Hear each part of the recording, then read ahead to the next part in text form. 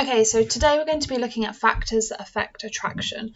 And we've already looked at one in terms of physical attractiveness and in terms of inter and intrasexual behaviour. And now we're going to look at how self-disclosure can affect our levels of attractiveness. So rather than looking at a physical characteristic, we're looking at much more of a personality characteristic.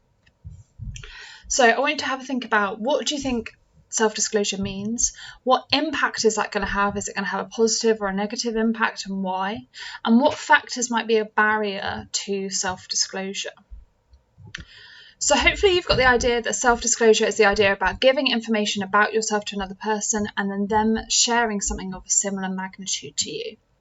And in relationships, this might be an intimate detail about yourself or other people. It might be how you're feeling. It might be about past experiences. But you're sharing that impact and that information with somebody else.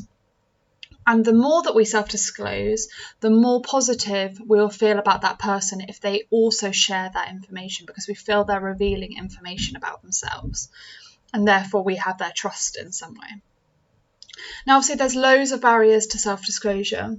Some of them might just be confidence. It might be particular mental health traits that might struggle. For example, anxiety. People with anxiety might struggle. Could also be things like having particular other mental health issues as well. It doesn't really matter, but there are lots of barriers to self-disclosure. Just shyness could be one. So in this theory, we discuss an onion, and we describe self-disclosure like an onion. So how is an onion described in Shrek? How is a relationship like an onion? And how does this link to self-disclosure? So hopefully you've got the idea that onions are like layers, as described in Shrek, and that therefore a relationship is like an onion, because at first we only show like our outer shell, and then as we learn more about people, we're revealing more layers of ourselves.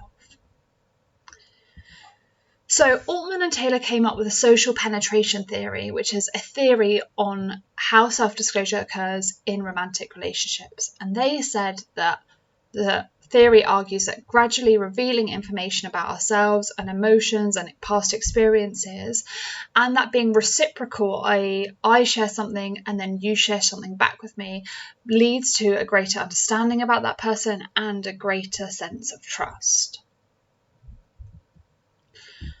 So reciprocal sharing is that idea that it's normal within society that if one person shares something, the other person shares something of a similar magnitude. So we could share something very superficial. For example, we might share the idea that people are, I might share the idea that my favourite sport is football, and then you might share that your favourite sport is football too, and we can bond over that and feel like trust.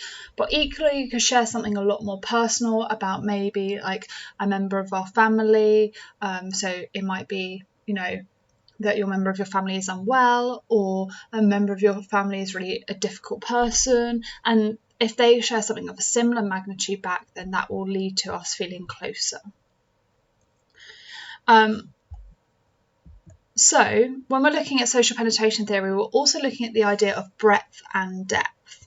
Okay, so we've got examples here where like Tom tells Anna that he finds her really attractive, and Anna replies, "Thank you, that's really kind of you." Tom is going to feel sad here because there is no reciprocal sharing. Okay, she's not saying, "Oh, I really like you too," and or "I really find you attractive too," and that's leading her to feel a lot more. That's leading Tom to feel a lot more alone and less trusted.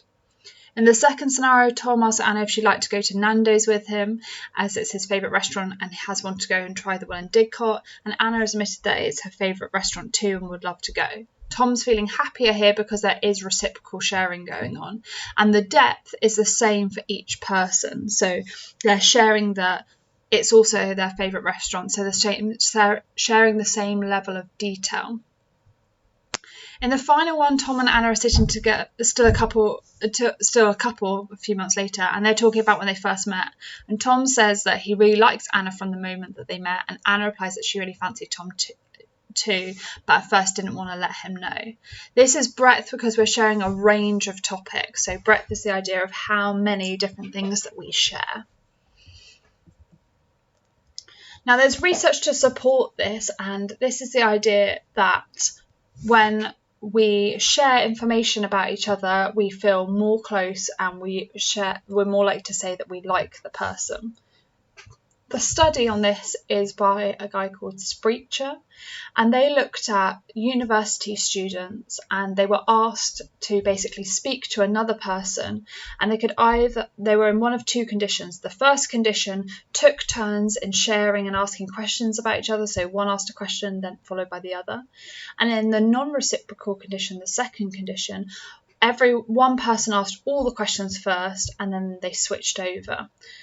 And this suggests that, well, reciprocal sharing is important in us feeling much closer to that person and much more likely to associate positive attributions to them. So if we're thinking about evaluating this, you might think about the practical applications for relationship counselling. This is a really nice, easy one to put because we can use this throughout the whole relationship topic. Like, how does this apply to counselling? We can also criticise the studies that we use, because generally lots of studies use daily diary entries, which are subjective. And finally, the evolutionary theory might explain this in a different way. So we've looked already at physical attractiveness, and they would argue a different explanation. So we've got two competing explanations, and we've got to decide which is correct. You might also want to think about how culture plays a role in self-disclosure. So some cultures, it might be taboo to share too much information early on, whereas other cultures might argue that this is better, that we share lots of information about ourselves. Hopefully that helps you and have a go at the work in the booklet.